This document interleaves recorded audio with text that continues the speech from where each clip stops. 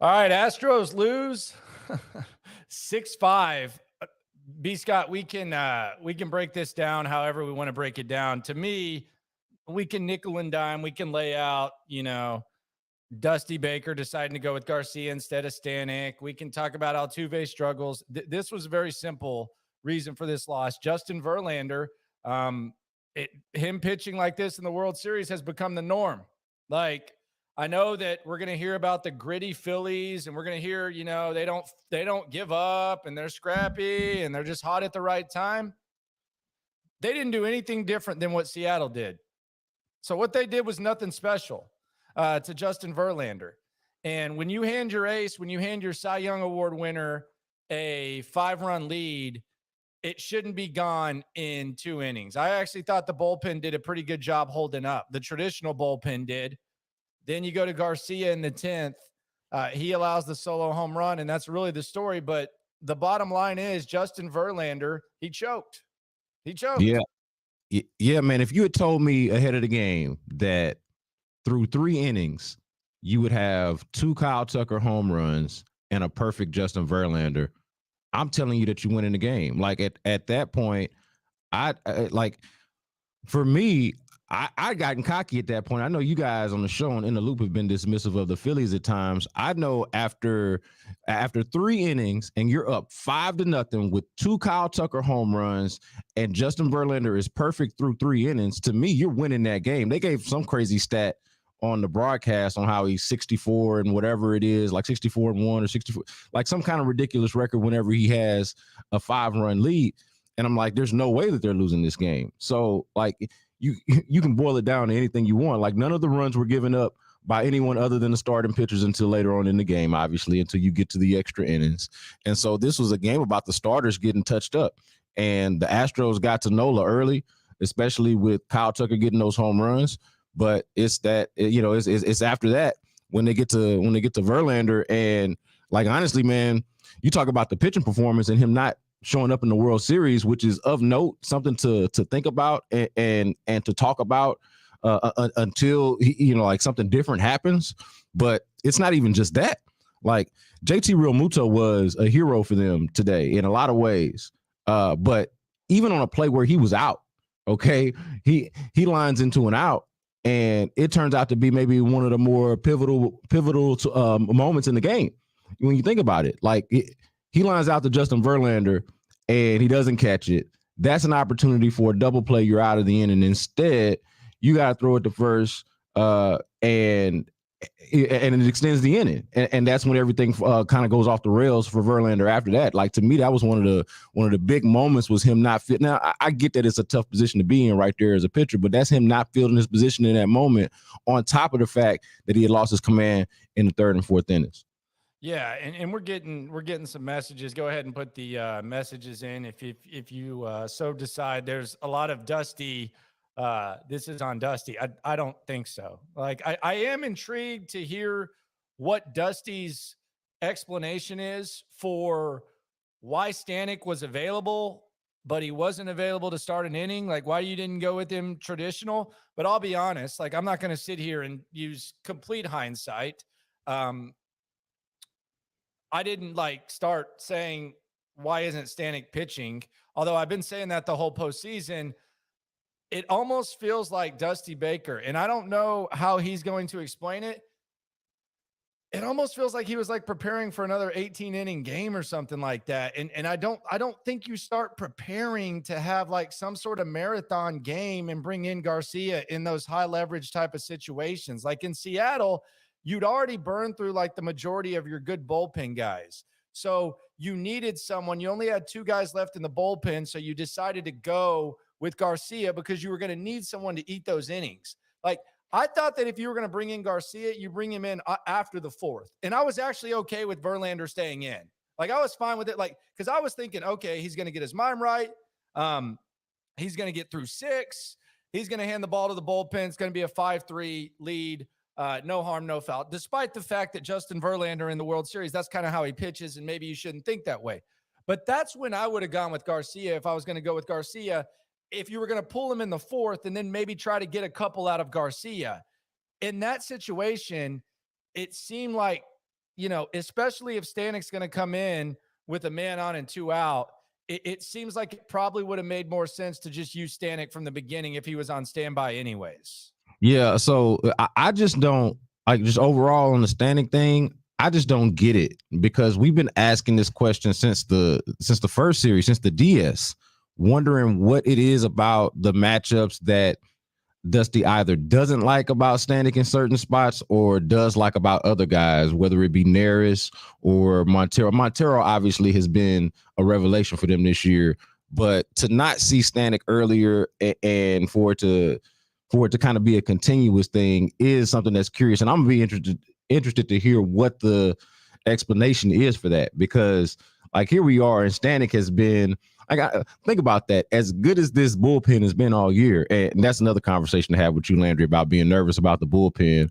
I know I understand they ended up giving up the runs. It was Garcia, but yeah, like, I don't even count Garcia. Yeah, right. Yeah, that's what I'm saying. Like the bullpen guys, the point I'm making on that is when the bullpen guys went in, I felt good about it every time. Like I know Abreu ended up loading the bases and Hector Neris had to bail him out, but when Abreu was in there, I felt good about it. When Neris was in there, I felt good about it. Obviously, I want to see more Stanek, but the point earlier on that I was making is that, think about how excellent this bullpen has been throughout the year.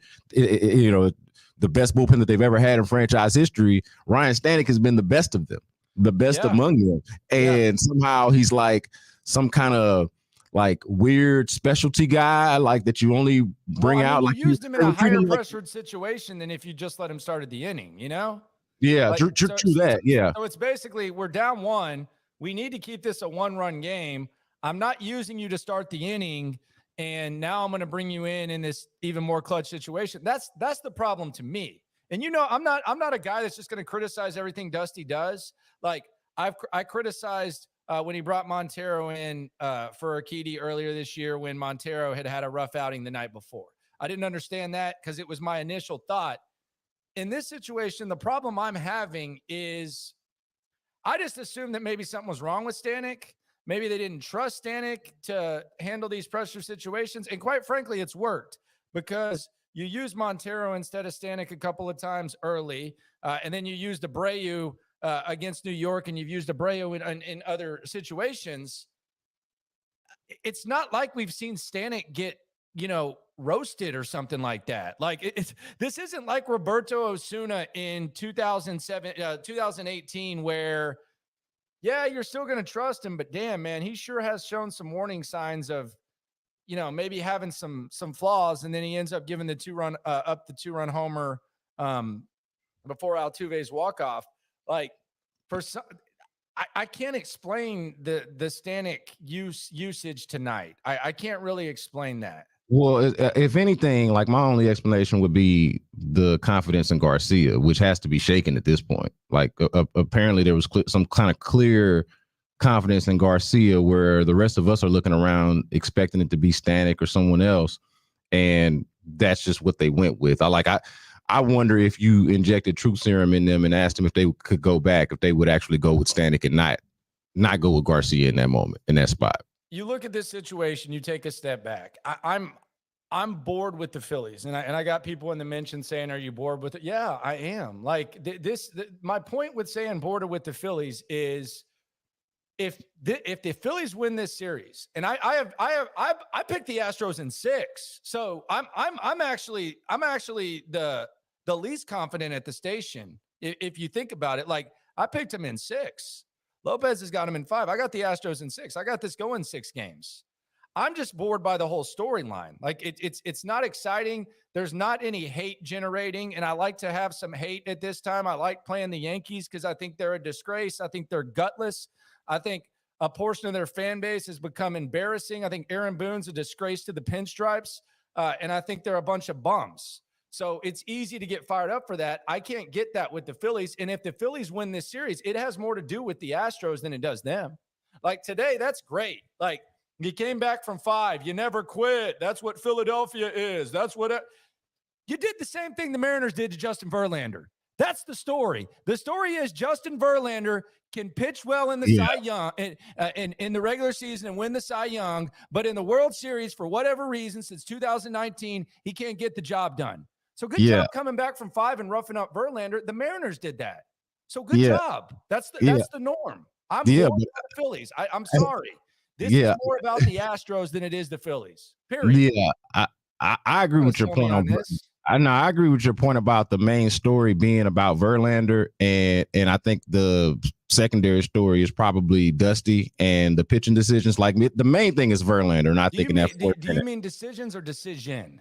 Decision, okay. Decision, yeah. That's this is the only decision that I can criticize Dusty for. Really, maybe since 2020. Well, it's two parts in the postseason. It's just two part though in this game specifically. You got some people that think that you should keep Verlander in longer, and then you got others that are like us that are talking about the misuse of Stanek.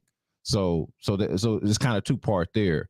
But the part about the Phillies though, like you're saying that the Mariners did this.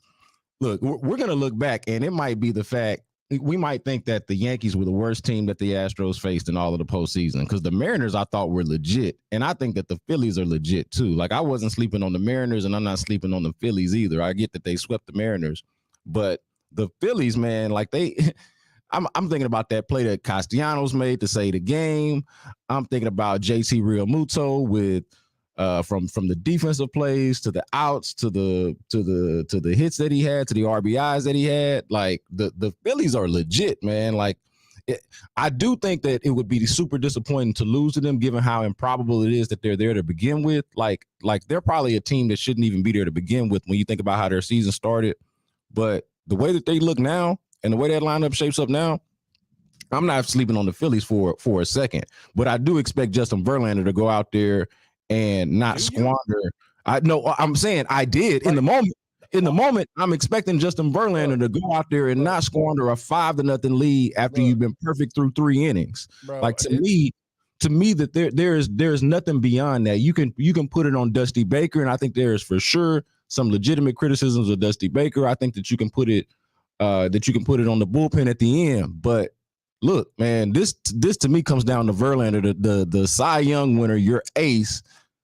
At the end, coming down to it, not performing in game 1 of the World Series. And look, man, if this series goes longer, and it's probably going to go longer than a lot of people thought, at some point, how do you handle Verlander? Like, is he a guy who you just take out as soon as he gets in a little bit of trouble? Because that outing against the Yankees wasn't the norm. This is the norm. This is the norm for Justin Verlander in the World Series, or in the postseason, really, since, going back to the World Series of 2019. So do you just say, he's going to figure it out, he's going to get it done?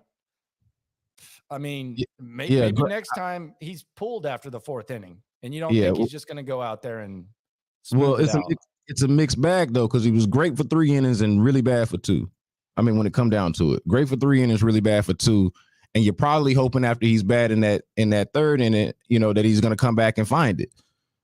Like that. To me, that's just them relying on Justin Verlander to figure it out. Especially after you've seen him, or I should say after that 4th inning, after you've seen him be so good through 3 that he's going to come through and find it, and he didn't. That's Altuve, man. I think it's remarkable. It's actually pretty crazy that your best player in franchise history is your worst hitter, and he might be the worst hitter in the postseason of anyone. Like I don't know. Is there anyone that's doing as bad as him in the postseason? I mean, that's an everyday player. He's got to be near the bottom. That's a good point. I hadn't seen, but it's got to be. He's your worst hitter, and Justin Verlander's your worst starting pitcher, and you're still in the World Series. Yo, I mean, that's just a well-balanced squad. Hey, I an underrated criticism.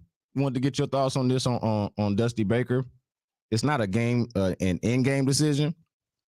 It's actually a lineup decision, and I thought about it even when I saw it. I'm like, I don't think Trey Mancini should be hitting in front of Chas McCormick. He stinks, dude. He should not be hitting in front of Chas. Like, arguably, he shouldn't be hitting in front of anybody except arguably Maldonado, and I wouldn't even put him ahead of him. He's terrible. Awful. Like, every time he came up, I'm like, oh, man, this could be a moment. I think about that 8th inning, and I'm like, oh, man, it's 2 outs, and it's Trey Mancini. I really wish that was Chas McCormick instead, because at least, Chas could get you a hit, but at the very least, he'll get you a walk, Yeah, he'll at least work the count. He'll at least work the count and give just you up there swinging with his eyes closed. Yeah, he's a wasted at bat.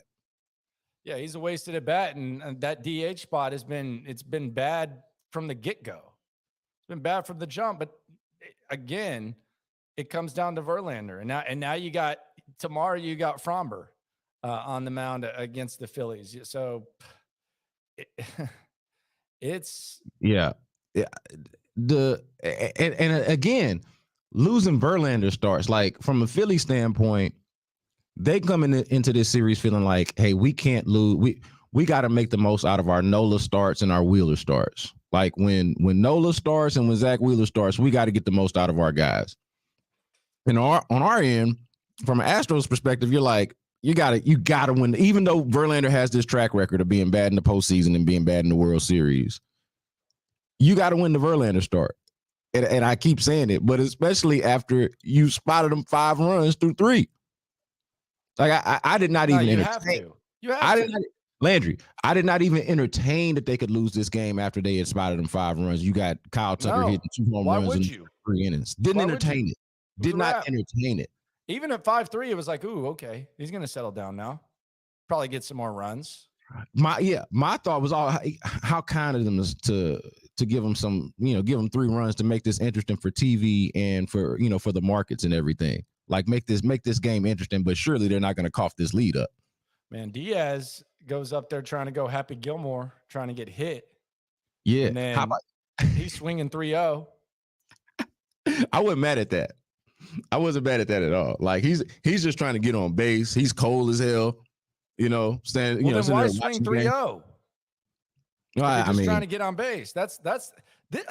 These are the things that I'm saying, B. Scott. Like this is where you got to make 3-0. You're getting a strike. So I mean, that's the obvious reason. But but you're leaning into it, trying to get right on first, regardless. Like, what is your goal up there? Like that? No, seriously. Like that's got to be like when you go up to the plate as a hitter. Like, yes, there's some adjustments, but what is your goal? I remember my baseball coach would always ask me, what am I going to do if the ball comes to me? That's always what you think. Sounds very elementary. That's what you think. Like you have some sort of approach. Diaz goes up there and he's trying to get hit by the ball and then he's swinging 3-0. What are we trying to accomplish here, sir? Yeah, no, he's expecting a strike. When he leans in, it's because he gets an inside pitch. You pitch inside, he's going to lean in, try to get a little foolery there. But yeah, man, the at bats at the end, like even Jordan, like, what are we doing, guys? What are we doing? Like the Astros are touted for, at least offensively, not for being like this high-powered offense, like they were in previous years. What they do is they got some stars, and then what they all do is work counts and put in good at bats, with the exception of probably Altuve a lot of times. But for the most part, this is a collection of guys that go up there and have solid at bats and force the pitchers to pitch to them. And they did not do that worth a damn at the end of the game. That's really been kind of their demise at the end of seasons. If you really just go back to all the World Series runs, I mean, there's been some poor pitching performances that you probably would like to have better, but I mean, the bats really just kind of disappear. Yeah. The worst times. And then on this point about the bats, like you talked about Fromber being on the mound for game 2 for the Astros. That's great and all, but the Phillies are actually putting their best pitcher on the mound for game 2. Their ace. This was an interesting conversation in Philly before this game about going with Nola instead of Wheeler for game 1. Because a lot of people are like, man, why wouldn't you go with Wheeler? That's the ace.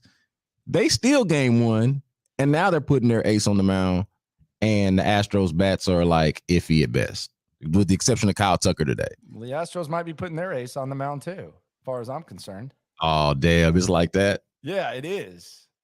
It is. Like, I mean, what am I supposed to say about Justin Verlander in the postseason? What am I supposed to say? It's bad. It's really bad, man. Astros going with their ace too. And you know what this is giving some credence to, Landry? This whole Verlander choking in the postseason thing. Your whole let him walk and don't give him the Scherzer contract thing. No, I ain't giving him a 3-year deal. If you can't perform at this time, what do I need you for? I got Hunter Brown on standby. I got a lot of arms. I got to pay Tucker. I'm going to say something. You haven't heard me say this, B. Scott. I'm going to say this right now. I'm going to say 3 words that have been said a lot in this city. I'm going to say it right now. I didn't say it with Verlander this year. I didn't really say it with Carlos Correa last year. I've been okay with the tough decisions that Jim Crane has made. I didn't cry when George Springer left. Pay the man. Pay Kyle Tucker. Pay the man. And you know who gets screwed over the most from this Verlander performance? Kyle Tucker had like a 20-horse lead on World Series MVP. Verlander performance. He had a damn 3-lap lead on World Series MVP, and now it just gets pissed away because Verlander couldn't hold a 5-run lead. Kyle Tucker, little harmless Tucker, comes out and says, we want to handle him in 4. We want to handle the lightweight. The mean people in Philadelphia are jumping on Kyle Tucker like a damn trampoline all week. He goes out there, hits, boom, home run. Boom, home run. First 2 at-bats. First player, one of the first, I think the 4th in World Series history to do it. I remember when Andrew Jones did it against the Yankees. And Kyle Tucker now, he's got some catching up to do. He still might be one of the front runners, but damn it, it was a wrap almost. He had another hit later. In the game. I mean so that's 3 hits in the game, and that's gonna be that's an underrated storyline for me. Justin Verlander messing with Kyle Tucker's World Series MVP chances. Now, if they go on to win the series and he still has a good series, I don't think that this is going to be a forgotten game necessarily. But the fact that they lose it, I mean that's got to hurt his chances. Obviously, it hurts the Astros' chances of even winning the damn thing to begin with. So on the comments, Joseph Saragusa says Landry's takes on Verlander are bad. Explain it to me. I really, this is not something you like do on the radio. Just halt it. But Joseph, explain to me what I've said wrong about Verlander. I would love to hear it, because if you just want to say the take is bad, my take is he's been your worst pitcher in the rotation in the World Series. He hasn't pitched well in the World Series lately. And even with all this said, I'm not giving a 40-year-old a 3-year contract when there's other bills to be paid and there's all kind of pitching depth. So go ahead. Just tell me what exactly is the bad take. Because it's easy to just say bad take. I want some pushback. If you can give me some pushback, I'll be happy about that. I would love that. Yeah, I mean, if we want to just go with facts, though, I mean, he started 3. Let's just look at this postseason. The year in which he was really good, right? He's going to win the Cy Young, don't we all think? Okay, yeah, he should. He earned it. Right. Okay. 3 games in the postseason, and he was really bad against Seattle. He was against the Yankees, but worked out, and was good for 3 innings and bad for 2 today. Like, I mean, what do you want to do with that? That is for the most part not good. What's the and them's just the facts that, like, before you even get to the takes, them's the facts, and that's not good enough, right? Like, what he's giving you in the postseason is objectively not good enough. Now, you can feel however you want to feel about Verlander and want him back or not want him back, but there is logic at play here that says, hey, maybe it is in your best interest to not sign a guy who does not perform for you in the postseason, who's going to be 40 years old, to however many, $40 million a year. Now, there's certainly a case to sign him too, because he's one of the best pitchers in baseball. But the argument is there.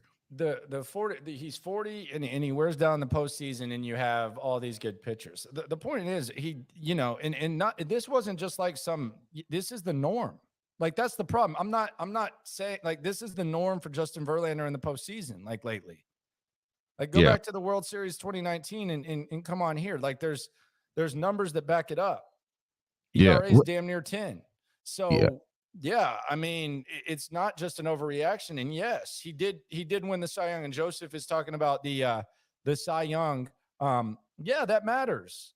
But when a guy who is like an all-time great pitcher, and you have the most pitching depth in baseball by far, when he's coming into here talking about, it really would be nice to get a World Series win. I really need this one and all this. And that's one of the storylines. And you get a 5-run lead and you blow it.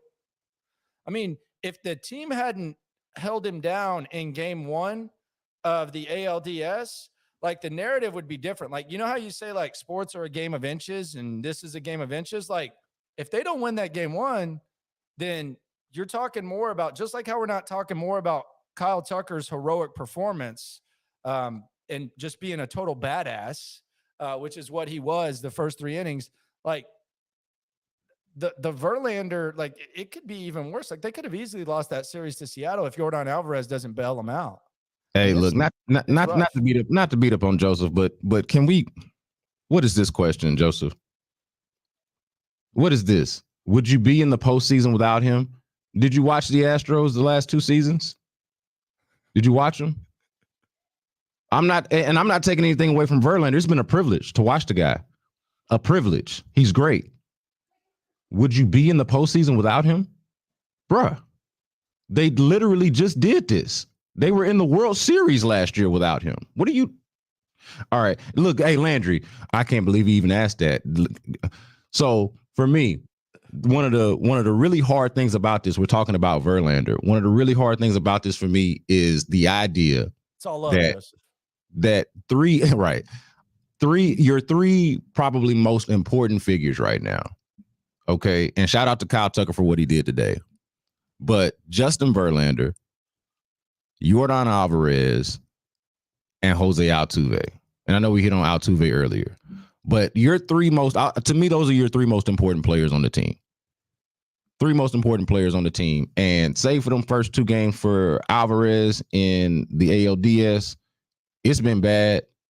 And today it was bad, especially at the end of the game. Altuve is a disaster, and you couldn't rely on Verlander. You know, like that for me is the tough part. I was celebrating at the end of last series, okay, the fact that you were getting contributions from Chas McCormick, you know, from guys that, you know, from the fact that Jeremy Pena has perhaps been maybe the biggest revelation of anybody on the entire. And he was close to being a hero again. I'm saying. But like the fact that you can't rely on Altuve, that you can't rely on Justin Verlander, and I think, you know, I still feel good about Alvarez, obviously, but that is one of the more disappointing things about Game 1 is you're at home, you got Justin Verlander on the mound, and like none of your top 3 guys show up for you. Yeah, and I guess you can kind of say, well, you can look at it glass half full and say, well, at least they're in this position with that. And you say that's not going to last. Hell, I've been saying this isn't going to last for Altuve for now 8 games. And it's lasted. I mean, he had that little bloop single, but I mean, Altuve's this has been a postseason long slump. Yeah. It's been, I mean, I'm saying, like, I don't know what you do with that. Like, to me, I'm looking at the lineup thinking, hey man, I would love for them to put Chas McCormick ahead of Trey Mancini in the lineup. Wait, but you want Mancini still in the lineup? No, I didn't want him on the roster. I think we talked about that on the show. I don't want him on the roster. But my point is, when you turn the lineup over, when you turn your order over, it's supposed to feel good about it. It's like, oh, we're at the top of the order, and I don't feel that way. I don't feel that way when they turn the order over. Don't feel good about it at all. I damn near feel better about Maldonado at the plate. Come on. No, I'm not. I'm not saying he's a better hitter. I'm saying I damn near feel better about him. He's come up bigger in moments in the postseason so far. I thought Altuve, I still think maybe Altuve pulls a Springer.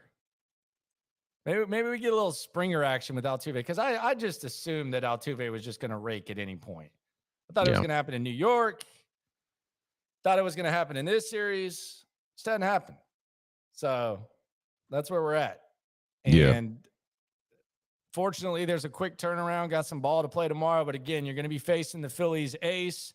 And you're also going to be in a situation where, man, I don't want to say it's a must win, because I don't feel that way. But Philadelphia is a crazy ass environment, man. Yeah. And this is the 2-3-2. This isn't the 2-2-1-1-1. So if you lose 2, you're giving them a chance where if they take 2 out of 3 from you in probably the rowdiest environment in the postseason, it's a wrap. Yeah, I'm not relying on this. But fortunately, you got Verlander going after that, right? Oh yeah, can't wait for that experience. That's not going to be stressful at all. I'm not going to be worried at all. No, I don't think I can get too worked up about the whole must-win thing after the way 2019 went. Like I saw all the home team, like all the games were won by the road team. And I'm not saying that you can rely on that to happen again. And I don't think that's going to happen again, but there's just so much unpredictability. And the Astros don't, it's not like they struggle on the road. So I have no issues with them on the road. It's really about the pitching now. And the fact that this series is now going to rely so much more on the other guys, the non-Verlanders, like you're going in and hoping that you're getting Fromber's best. Remember, we got a lot of good Fromber, and then at the end of the year, how we got a little bit of bad Fromber, and Fromber's picked it up, been a little bit better since. But it's like, okay, which Fromber we gonna get? Make sure we get that good Fromber on tomorrow, right? And just not the god awful Fromber. Exactly, just not the god awful Fromber. And then past that, between Christian Javier and McCullers, like you need these guys. You need them way more than you realized, or maybe probably way more than you thought going into the series. Like. I know y'all were dismissive on In the Loop. I was less dismissive, but I still thought, the Astros should probably win this series pretty handily, and especially after you get a 5-0 lead through 3. We'll get this going tomorrow. I'm about to go over to the locker room. If you want to join B. Scott, feel free. Yes, sir. But gonna keep this going. Subscribe to that channel if you haven't. We'll keep this going. Sports Radio 16 got you 6A to 6B on Sunday. Texans pregame get you started. And then we got a 3:00 game on Sunday. My body's not used to that. I'm used to that noon, but all righty. Later slot, I guess I'll get it going. Landry locker room on YouTube. If you want to keep it going. You should be getting used to it by now. This is like the second game in a row, and they didn't even have a game the week before that. Like it. we don't have no kind of routine this year. I need the noon, man. The noon. All right, I'll talk to you tomorrow. I'll be in there. I'll send you the link if you want to come through too. All right, cool. Still not too scared of Philly. Again, this is more about the Astros. Justin Verlander, where you at? I think he's in my fridge with Jose Altuve on the milk carton. Might have to make one of those, quite honestly. Come on over to the locker room. I'll holler at you, B. Scott. All right.